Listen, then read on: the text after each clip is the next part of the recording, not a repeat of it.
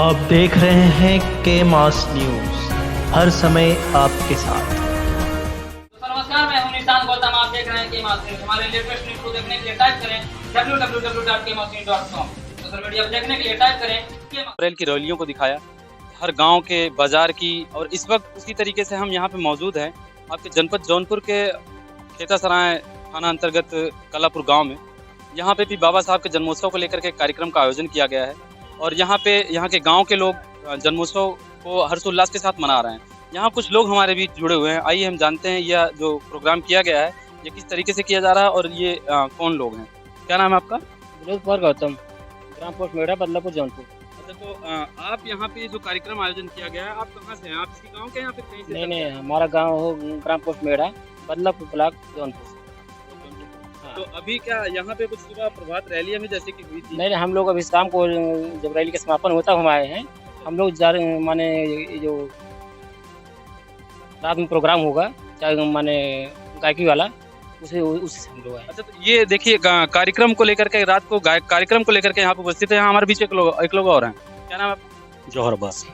जौहर जी, आप मुझे ये बताइए जैसा कि यहाँ पे जो कार्यक्रम किया जा रहा है, तो आप कहाँ से, यही गांव से हैं या फिर कहीं से? मैं इसी गांव से हूं। अच्छा, ये जो कार्यक्रम आयोजित किया, क्या क्या कार्यक्रम है यहाँ पे और सुबह का जो प्रोग्राम था यहाँ पे वो कैसा था? हमारे क्या सुबह का कार्यक्रम था और पूरे गांव में प्रभात फेरी निकाली गई और बाबा साहब के मिशन को, पूरे उनकी बातों को जन जन तक पहुंचाया गया, उनके विचारों को प्रकट किया अच्छा, ये जो आपकी प्रभात फेरी थी, तो प्रभात फेरी कितने किलोमीटर की पूरी तय की?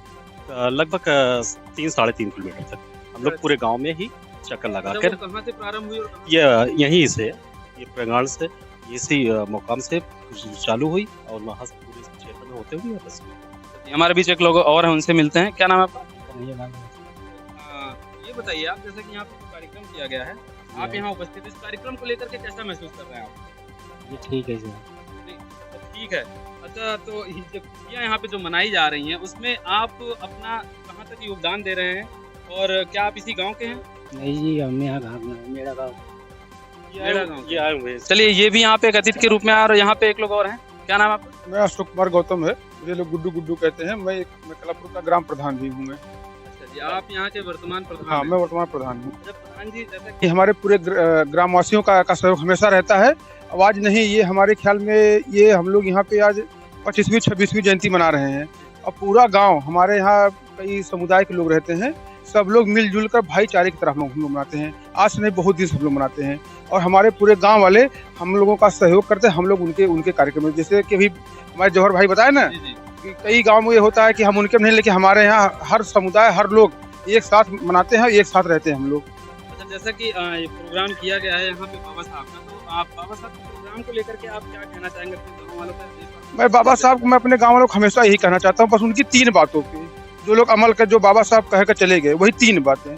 शिक्षित रहिए, संगठित रहिए, संघर्ष कीजिए। जिस दिन यही 3 बातें हमारा समाज अगर समझ गया तो आप समझ लीजिए कि कोई विघटनता होबे नहीं करेगी गांव में। बस यही 3 बातें बाबा साहब की। मैं जब भी हमारे बच्चे यहाँ पे आते हैं, मैं कहता हूँ बाबा साहब मूर्ति पूजा के जो खिलाफ थे, आप लोग जो है कि जितना उनके मूर्ति पूजा में खर्च करते जो करते हैं, वही आप लोग किताब लाइए, पढ़िए। बाबा साहब पर पढ़ने के लिए किताब नहीं थी, लाइट नहीं थी, लेकिन बाबा साहब स्कूल के बाहर बैठकर संविधान लिखकर चले गए। वही मैं अपने बच्चों को भी मैं कहता हूँ, आज हमारे पास लाइट है, विद्यालय, सब कुछ है, आप लोग पढ़िए। बाबा साहब का जो पहला वर्ड था, शिक्षित बनिए। जिस दिन हमारा समाज शिक्षित होगा, उस दिन संगठित ऑटोमेटिक हम हो जाएंगे। क्योंकि आपको एक चीज़ मालूम होगी कि एक लोग कहते हैं ना, एक बहुत ही जानकार व्यक्ति हो और पढ़ा लिखा ना हो, तो लोग उसकी बात तो कहेंगे भैया जाहिल गवार है, लेकिन वही बात एक IAS और PCS मन से कहेगा तो उसकी बातों को लोग ध्यान से सुनते हैं।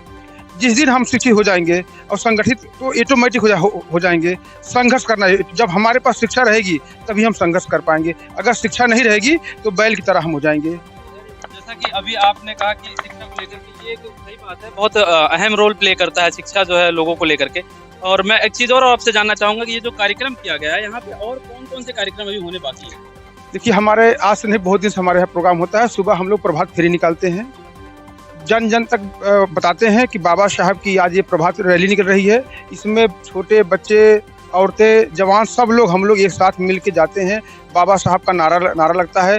फिर उसके बाद प्रांगण में आते हैं, क्योंकि जैसे जानते हैं बाबा साहब का जन्मदिन आज है, तो बाबा साहब के जन्मदिन के उत्सव पे हम लोग जितने लोग भी यहाँ आते हैं उनको लड्डू के रूप में, प्रसाद के रूप में उनको लड्डू वितरित किया जाता है। शाम को जितनी हमारे यहाँ महिलाएं बड़े बुजुर्ग होते हैं शाम को आते हैं, एक जागृति गीत के माध्यम से या जागृति के कार्यक्रम के माध्यम से हम अपने समाज को और लोगों को जागरूक करना चाहते हैं कि बाबा साहब का उद्देश्य क्या था।